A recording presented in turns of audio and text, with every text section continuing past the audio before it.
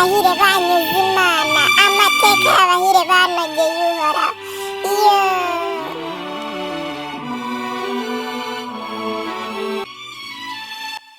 narakubwiye ngo uzabona ibyo amaso yawe atari yabona, uzumva ibyo amatwi yawe atari yumva.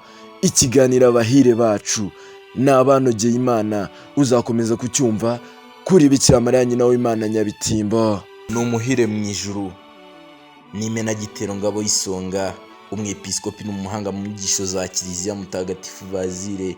Yavukiye mu gihugu cya Turukiya, aho ni muri Aziya, mu mwaka wa 329. Yavutse mu muryango wanogeye Imana kuva kera, kuko Emiliana nyina wa nyirakuru hamwe n'abavandimwe be Gregory w'Iniese ndetse na Petro w'Sebaste bose bari baragizwe abatagatifu. Se wa Bazile yari umwarimu muri kaminuza, niwe wamwohereje henshi mu mashuri yizemo, i Cesare, i Constantinople ndetse na Atene mu Bugereki.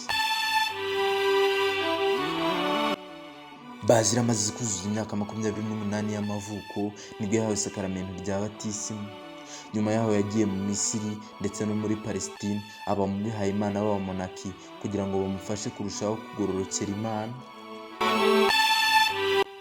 Igihe cyose yarengeye kwemera muri Kiliziya Gatolika.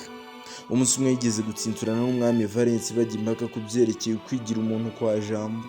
Icyo gihe umwami aramubwira ati, nta wundi muntu wari wubahuka kumpinyuza. Bazile niko kumusubiza nawe ati, ubwo nuko utari wahura n'umwepiskopi kubwiza ukuri. ndetse kandi Mutagatifu Bazile yitaye cyane ku iyobera ry'ubutatu butagatifu. Uyu mu nyandiko ze zavugaga ku kwemera kw'abakristo gushingiye ku butatu butagatifu. Ndetse kandi Mutagatifu Bazile muri diyoseze yahatiraga abakristo gukunda ijambo ry'Imana ndetse n'imihango mitagatifu. Ndetse kandi intore y'Imana mu myaka ya nyuma yitaruye ahitwa Edese, ahantu ha wenyine, yibanda cyane ku gusenga Nyagasani ndetse no kwigomwa. Anandika ibitabo kuri uwo mutagatifu ndetse na Bikira Mariya. Uyu mugabo ni intwari pe. Uyu mugabo yatabarutse mu mwaka wa 379. Undi mutagatifu mwadusabye ko twababwira amakuru ye ndetse n'amateka ye ni Mutagatifu Brandine. Brandine igihe yavutseho ntikizwi neza, gusa igihe yapfuye mu mwaka w'177.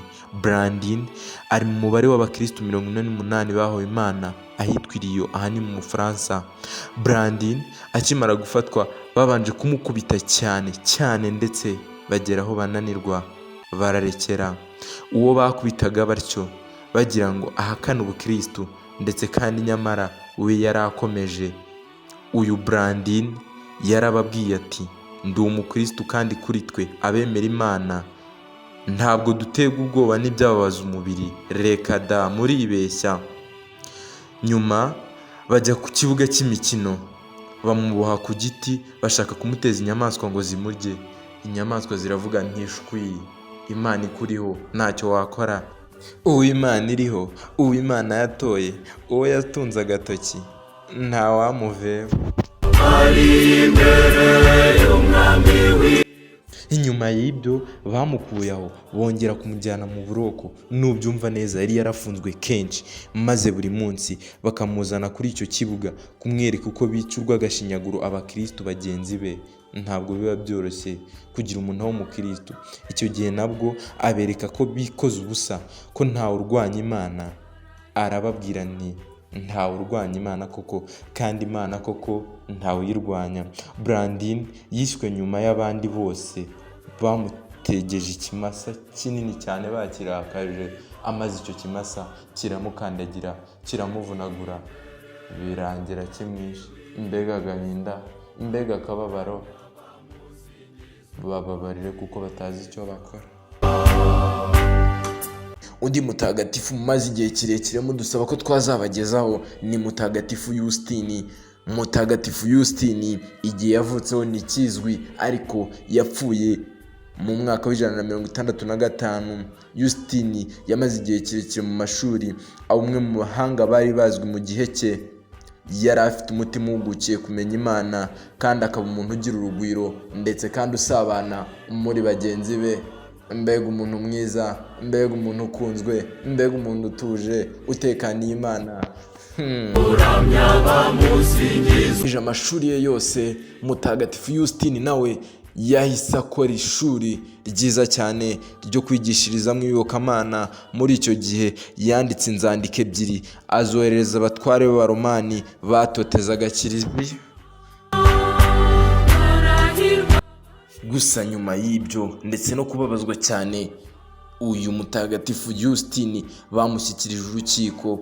Umucamanza abaza Yusitini ati, ese ko wibwira ko nyuma y'urupfu rwawe uzajya mu ijuru ukabona Imana ra? Yusitini nta kindi yamusubije, yaramusubiza ati, simbyibwira gusa ahubwo ndabizi neza. Yemera nta gushidikanya ko umuntu wese wakiriye neza ijambo ry'Imana akarikurikiza azarijyamo. Ngiyi imipfire y'iyo ntwari yazize ko yemeye Imana n'umwana wayo Yezu Kristo wacunguye abantu.